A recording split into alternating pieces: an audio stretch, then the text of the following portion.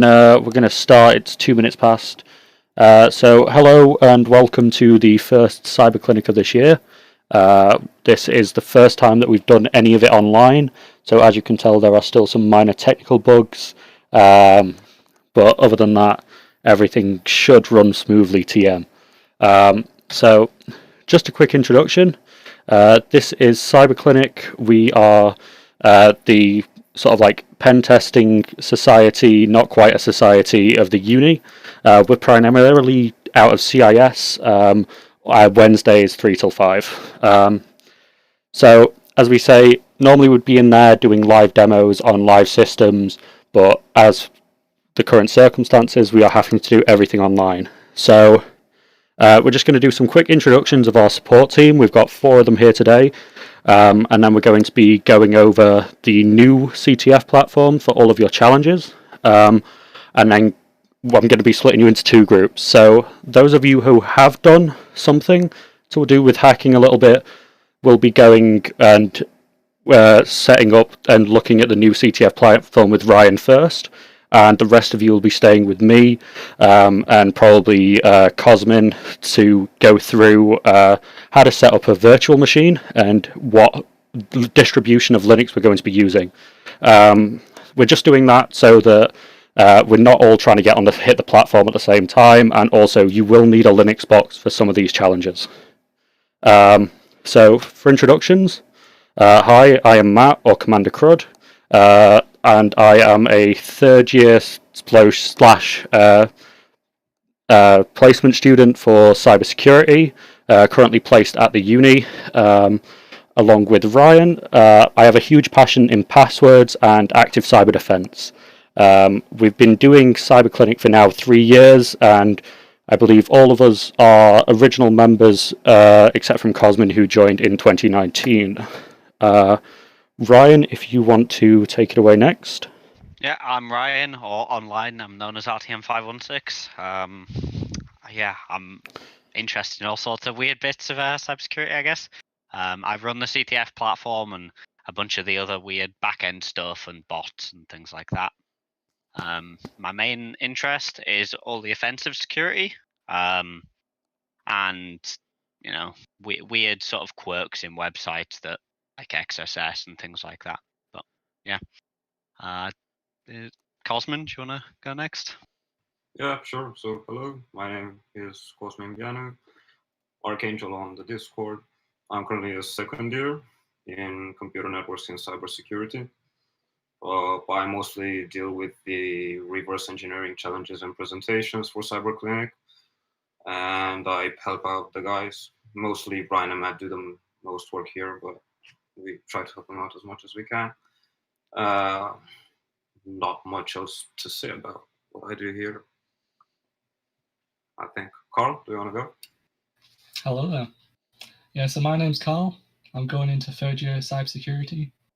I'm also training to be an ethical hacker / cybersecurity consultant with the NEBRC.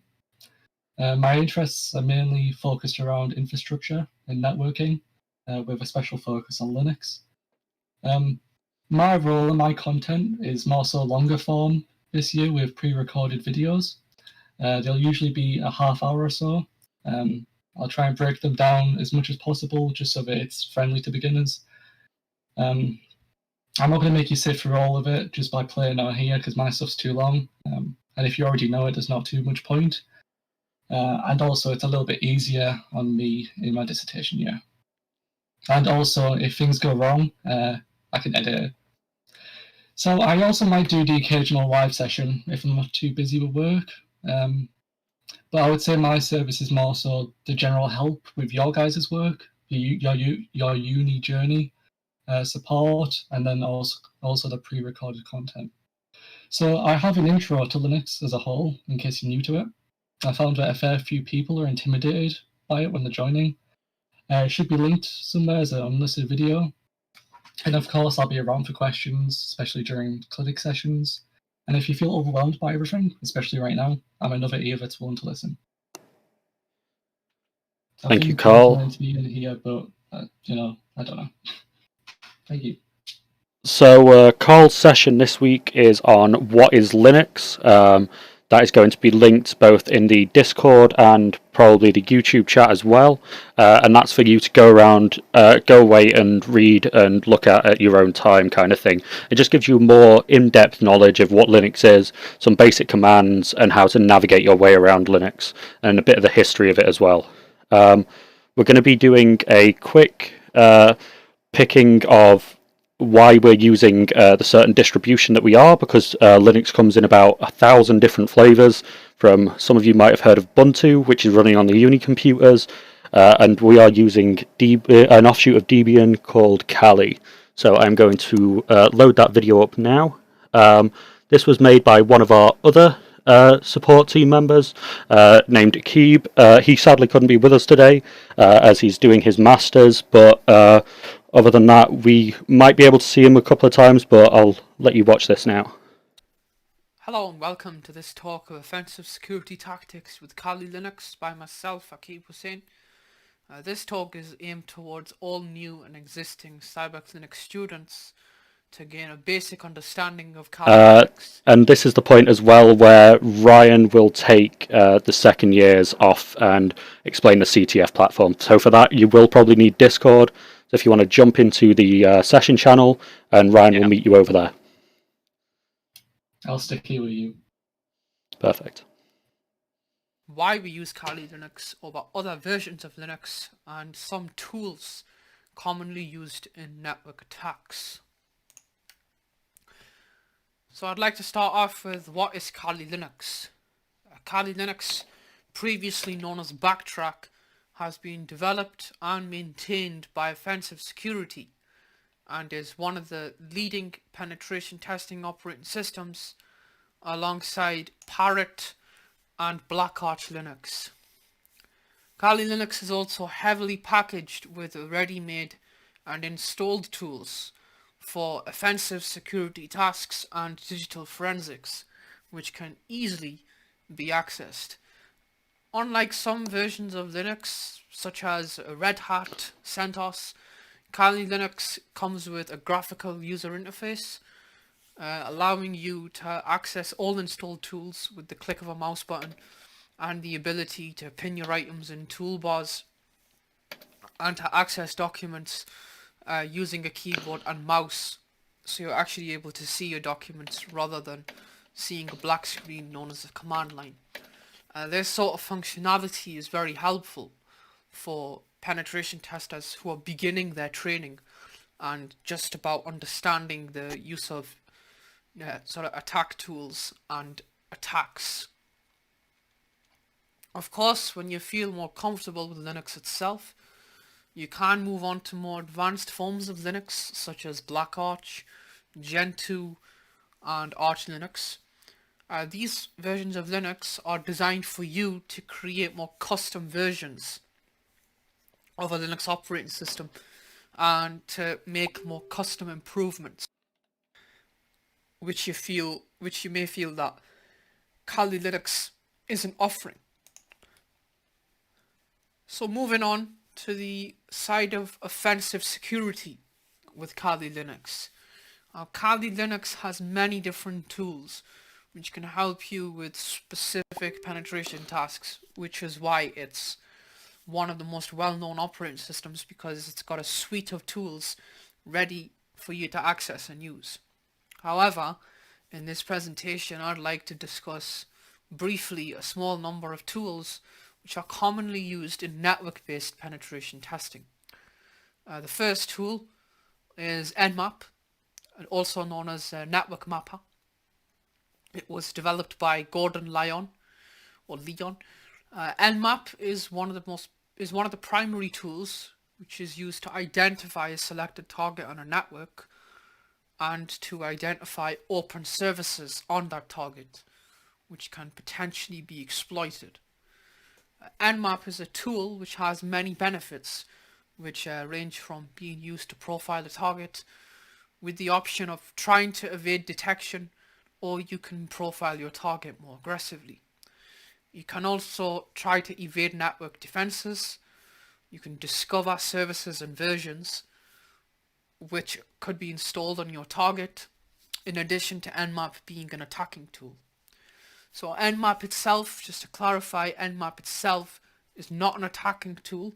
However, with thanks to extended components of Nmap, such as its scripting engine, known as NSE, standing for Nmap Scripting Engine, this allows Nmap to be used for additional tasks, such as cracking passwords for certain services. Now, certain services being one of the web servers known as Apache, or Nginx, or WordPress, which is a content management system. These are very specific services which the Nmap scripting engine can offer very specific attacks towards. The second tool I want to discuss is very similar to Nmap in some ways, is called Netcat. Netcat is a network troubleshooting tool which gives it the ability to send connections to devices, helping network administrators to profile devices, receive connections, and detect service and software versions.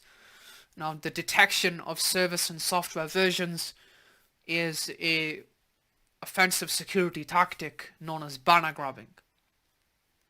However, one of the catches about Netcat is that it produces way less overhead and traffic than Nmap does, which essentially means that it does the same job as Nmap, but with less data being sent to the target, which therefore means that Netcat has a lower chance of triggering any potential network defenses. Now, of course, as a network administrator, you can use Netcat to help you to diagnose and troubleshoot a network. However, in our case, with the context of offensive security tactics, we make use of Netcat to send and receive malicious connections, which can assist us to compromise a network target. Finally, I'd like to talk about Hydra. Now, Hydra is a multi-service online password cracker, which helps us to gain access to remotely accessible services with the use of username and password. Now, Hydra can connect to a given service, and with a list of usernames and passwords, or just a list of passwords against known usernames, we can try to gain access into a target system through a specific password attack known as a dictionary attack. A dictionary attack is when you pass a list of potential passwords to a service and you make several attempts to log in order to gain access into your target system. Now, in the context of password attacks, a dictionary attack is just one type. There are many other password attacks which are not always based online, and they can still allow us to gain access to systems. Such attacks would not produce high volumes or any network traffic at all, and would still allow us to complete the objective of gaining access to a target system. So in terms of passwords, I'd like to talk about word lists. Now, in terms of a dictionary attack, a word list is a key component used in a dictionary attack, which is also recognized as a brute force attack. Now, these word lists in a standard Kali Linux machine can be found in a very common path, a very common file path, which is listed on the presentation, /usr/share/wordlists. Now, there's many word lists within this folder, which are very specific and designed for specific purposes. One of the very key word lists that I want to talk about is rocku.txt. Now, rocku.txt contains a very large number of potential passwords at an exact total of 14,341,564 passwords, potential passwords. Now, this word list with its sheer size can prove to be effective because of the number of different combinations, which can be tested against systems. Wordlists can also be used for other operations, such as trying to uncover folder structures of a target website. Now, this would still be considered brute force because we're trying to profile a target website further. Now, why would we do this? This would be to explore target website, to identify and exploit any vulnerabilities which could be on the target website. So just a bit more of a background in terms of password attacks. One of the most common password attacks are against services known as SSH. SSH, which is also known as Secure Shell. Now, Secure Shell is a service which allows Linux users, and it's also just been implemented into Windows in certain versions of it. It allows Linux users to remotely access a machine by entering their password, or a user can configure their SSH access using SSH keys, which is a different method of authentication, and it can mitigate against a password attack. However, in this context of, let's say a user has configured their machine to allow password authentication and there are no defenses at the SSH service, this allows us to cause an online password attack with a given word list, such as what I've stated, rockq.txt. Now that's the Linux side. There's also the Windows equivalent, which is RDP, Remote Desktop Protocol. This allows Windows users to remotely access systems with a full graphical user interface. Now, brute force attacks can still be applied to RDP the way they can to SSH. And one of the things about RDP is in now times like now of COVID-19, RDP password attacks have increased because of the amount of people working from home, which is a problem. Now, I'd like to end off with a small discussion about why Kali Linux and why not a regular Linux machine. In other words, if you're already a Linux user and you're using something like Linux Mint or the latest version of Ubuntu Desktop, well, why not just use your Ubuntu Desktop rather than coming onto Kali Linux? Well, the thing is, a regular Linux machine, which can fall under the category of Ubuntu, as I said, Linux Mint, Linux Elementary, these are all home desktop based Linux distributions. Now, none of these distributions would be expected to have specialized tools such as Hydra, Nmap, or any other specialized security tool. Now, Kali Linux is a flavor of Debian, which is one of the most user-friendly Linux flavors, and it's been developed specifically for offensive security tasks, helping penetration testers in a wide category of penetration testing tasks, as stated in the presentation, ranging from network, web, system, physical pen testing, and also wireless. Kali Linux is also, on the other hand, packed with digital forensic tools, which are better suited for forensic analysts. This shows Kali Linux is developed for a specific purpose, to serve penetration testers of all skill levels and forensic audiences with ready-made tools to perform testing on networks, websites, and other forms of digital technology. Of course, if you have any questions which haven't been clearly answered in this webcast, please email me at the given email and I will try to clarify any queries further. I hope this has been helpful for you all, and I would like to thank you for watching. So, as I say, that was a Keeb's presentation. If you have any questions about it, you can either email him directly, or what would probably be better is throwing it in the Discord channel, because then all of us can have a look at and try and work it out together. So the next video we're going to be doing is Cosmin, so I'll allow Cosmin to give a brief introduction to what he's going to be doing whilst I pull it up. Hello, In this video, I'm going to show you in how to this video, I'm just gonna explain how to install VirtualBox, which is used to run Kali Linux. You can also install it on your machine on alongside Windows, but it's a bit complicated, so I'd recommend you install this VirtualBox software, which makes things easier, and you'll see why in just a second. Matt? Thank you very much. Hello. In this video, I'm going to show you how to install VirtualBox, which is a virtual machine management software. But before we get into that, I just want to talk real quick about what virtual machines are. So in essence, they are operating systems running inside your main operating system. So if you want to run Linux, you don't have to install it side by side Windows and just use one at a time. You can run Linux in a very small window or a larger one if you want. On your screen and switch between Windows and Linux seamlessly.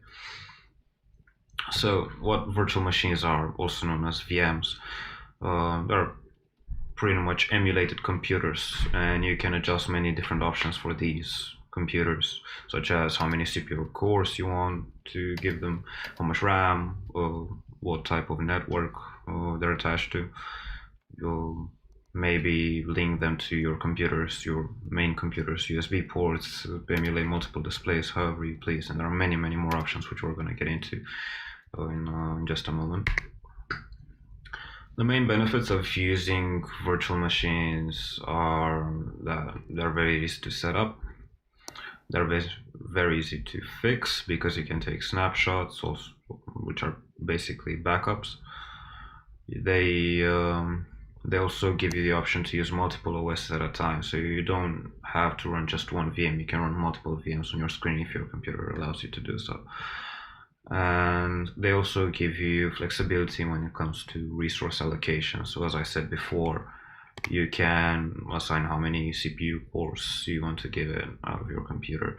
Sometimes you can give them more CPU cores than your computer actually has, but that's just for emulation purposes, and it's not really recommended if you want performance.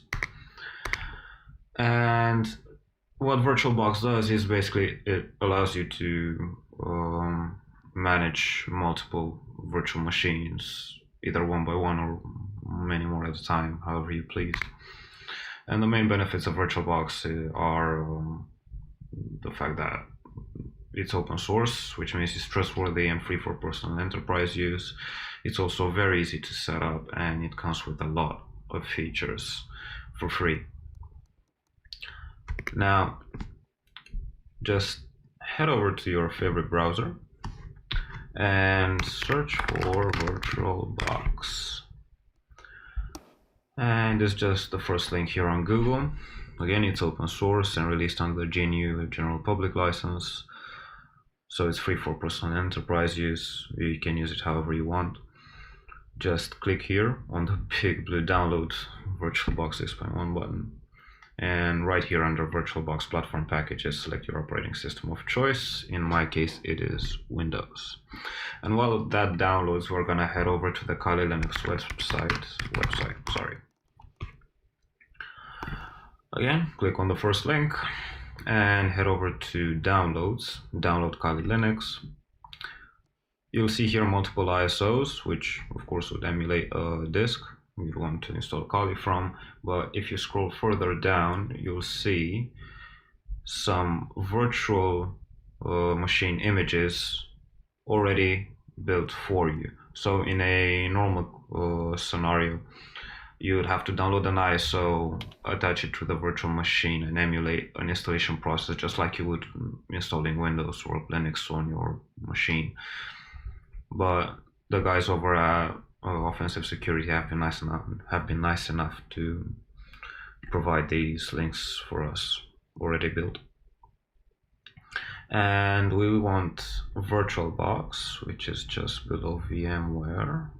And we have the option to download via torrent or directly from the website. In my experience, downloading it via torrent will give you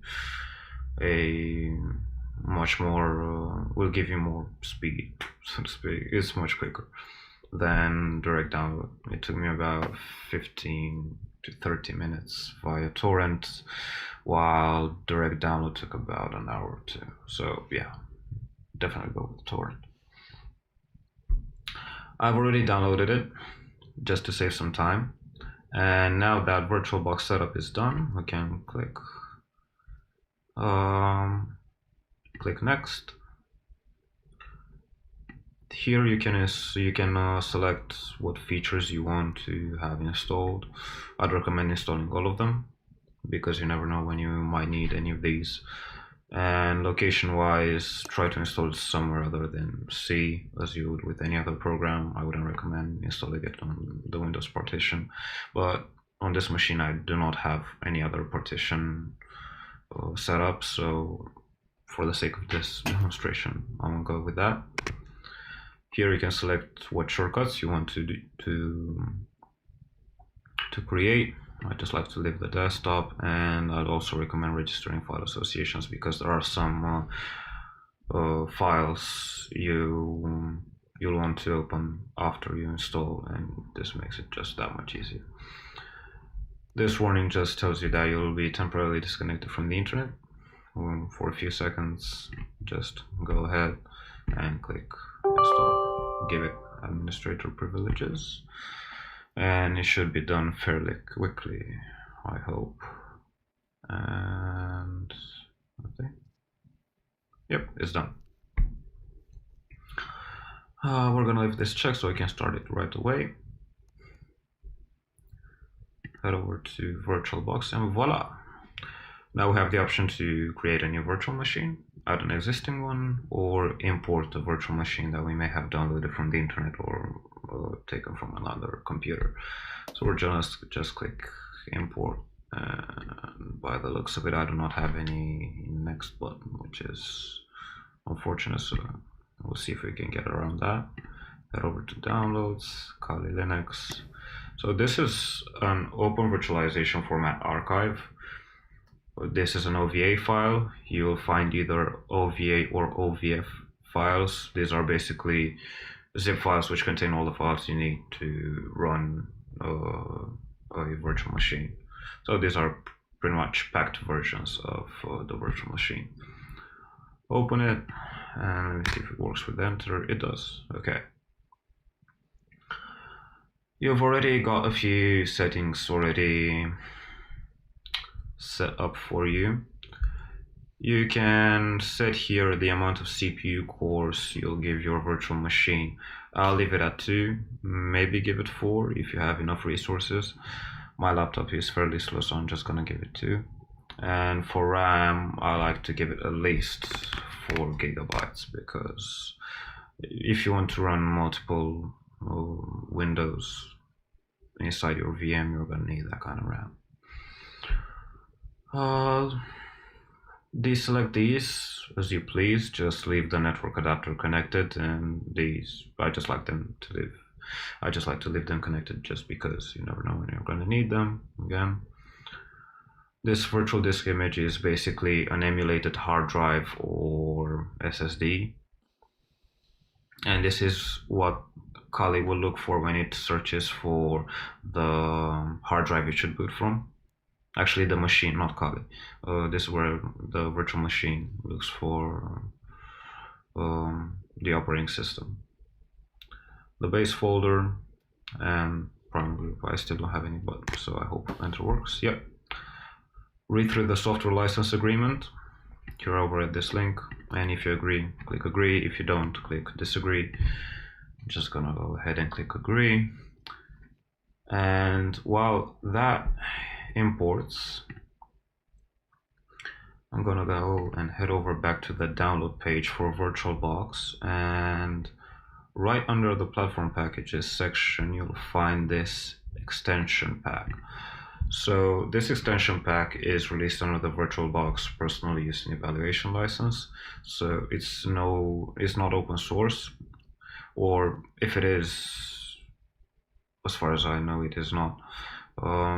This package brings support for USB 2.0 and 3.0 devices, VirtualBox remote desktop, disk encryption, and many more features, which will be useful to you and are free for personal use.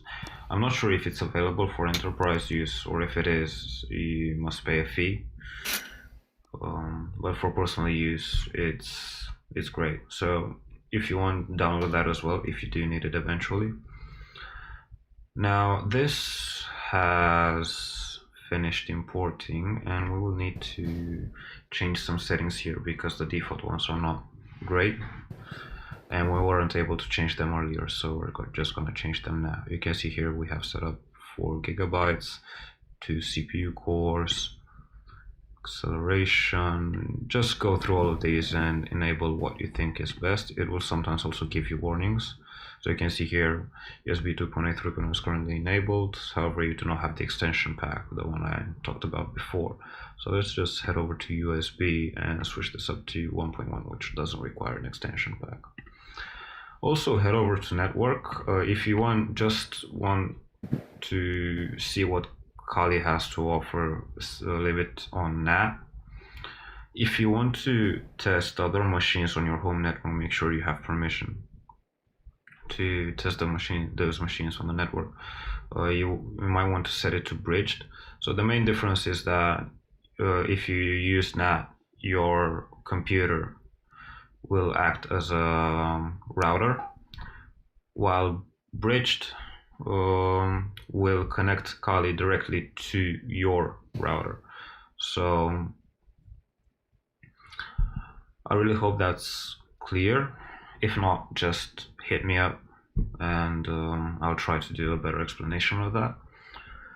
You also have internal network and host only options. Internal network means that it'll share a network with other virtual machines that are running on this computer, and host only means that the only other machine on the computer will be the host. I forgot to mention that the operating system you're running your virtual machine on is called a host, and the virtual machine itself is called a guest. So in our case, we have a Windows host and a Linux guest. I think that is all that should be set up. So I'm just gonna go ahead and click OK and start. Let's hope it works. If it doesn't, we'll just fix it. But by the looks of it, there shouldn't be any issues. Let's see. Oops. Okay.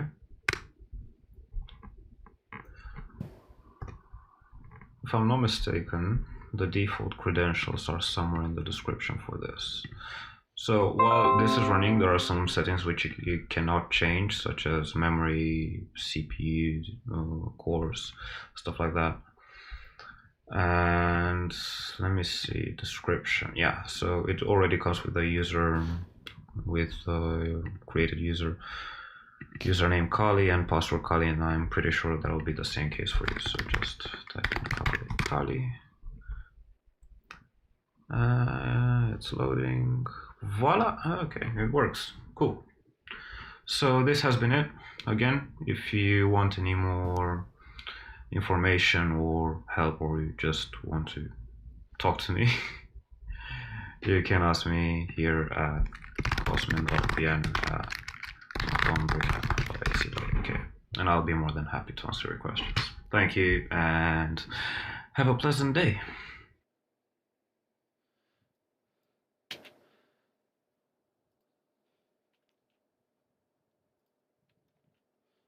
Thank you for that, Cosmin. As we say, all of our emails are on the Discord, and also all of us are on the Discord. So if you want to hit us up on either one of those, that is perfectly fine. So at the moment, what's going to happen next is I'm going to talk you through your first 2 challenges. You don't need to download your Linux for this. I was going to say, do you want me to go over the platform first? You can do. I will pass it over to Ryan, or I can do I'll it. share my screen in Discord, I might as well. Unless you want to go over it. I have the tab open if you want, so it's Go for it. Okay, so as I say, this is our first time releasing a brand new platform. So this is the RACTF platform. We will drop the link in the chat for you. So if Ryan or one of the other members can do that for me. And here you will need to go up and create a new account. So as I say, I'm going to be talking to you through your first 2 challenges today, which will involve either SQL. If you know what that is, great. If not, don't worry about it. It's not the end of the world. So as you boot up the website, you will be on the home page and you are going to want to register an account. So as you can see, pretty simple. Username, email, and a password of your choice. I broke that. I really broke that. Okay. I will just reopen it. Open it back up, yeah. Yeah. The email has to be on the Northumbria domain. If you have any issues like we seem to be having with verification emails not coming through, if you drop me a DM on Discord or even find me on Messenger, yeah, I'll be able to send you a verification email through. So as we say, it has to be a Northumbria email address. Once that is done, you will obviously be able to log in.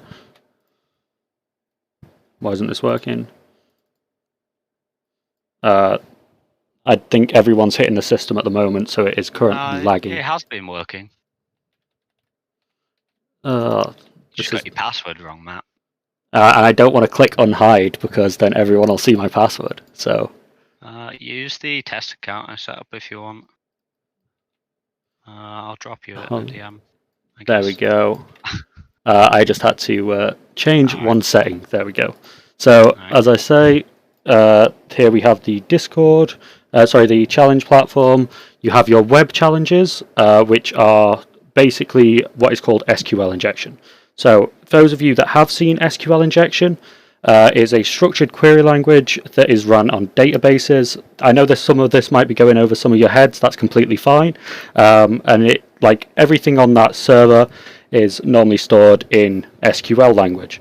So for that, we are going to go to any of these challenges we want. Let's just try version 1.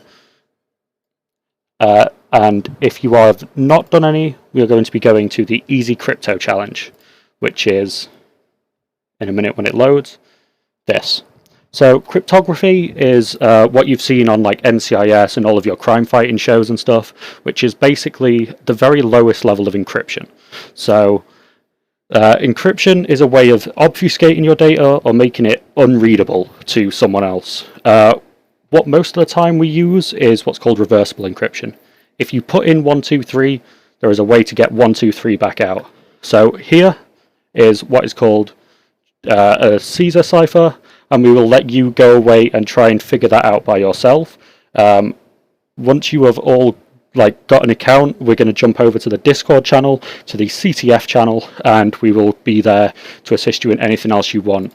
So as I say, these are crypto is your very starting one. If you don't know anything about hacking or anything like that, that is more get your feet wet a little bit in encryption.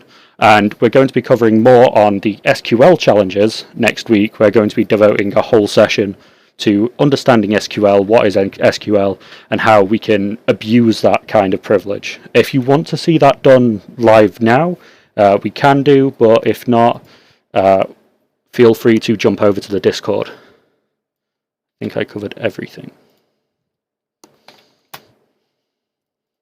So if you are wanting to have a quick look at what SQL injection is, we have a username and a password box.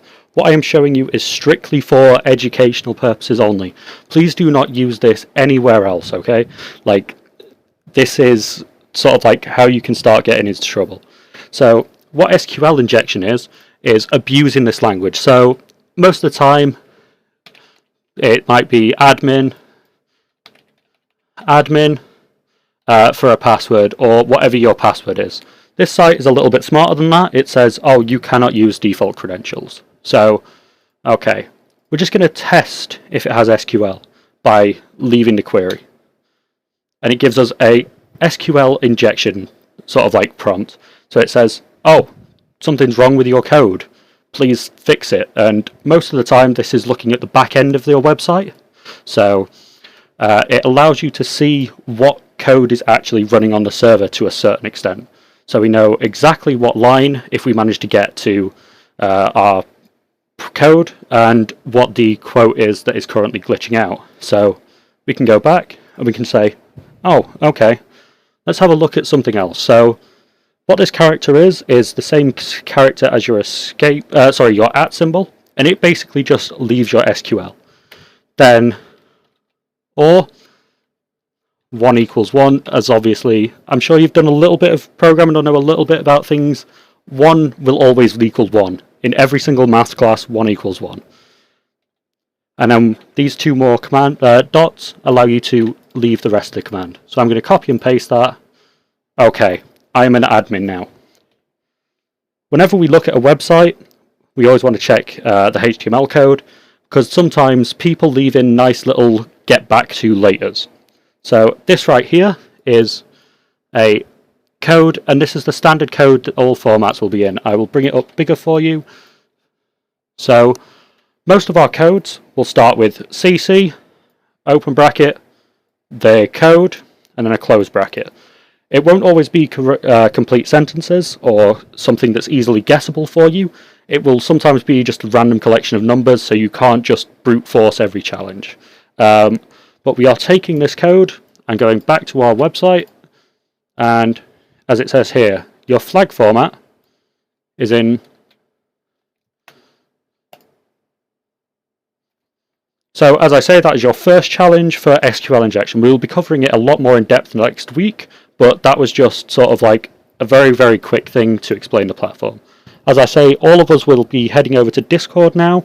If you want to come and join us and sort of like talk through your first couple of challenges with us, feel free.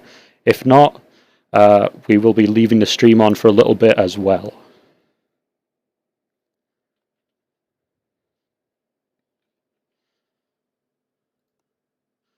Do any of the support team want to say anything else before we disappear? No, I guess just thanks for coming and watching.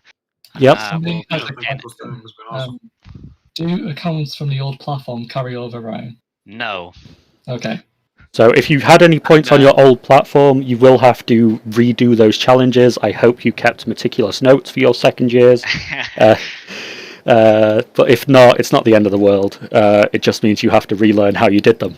So. Also, we don't give out the solutions, we just give out hints and only to some of the challenges. So please bear that in mind. If there is a particular challenge that we release at a special time of the year, like last year we did a big Christmas chime challenge that was meant to be completed, like you have like 3 or 4 weeks, go away, try and figure it out. We may come back if enough people want us to do a walkthrough on it and do a walkthrough, but it will be marked heavily as spoiler. And the challenge points will be dropped if we do like a full walkthrough of a big challenge. Yeah, if most people do it, we'll announce that we're going to do it and mark it as a spoiler. But since most people already did it, we just want to show it for those who couldn't do it. Or a different way of doing a certain challenge as well, because there are alternate ways to doing some challenges. Yeah, but that works too. As I say, we will see you in the Discord. If not, I am going to end the stream.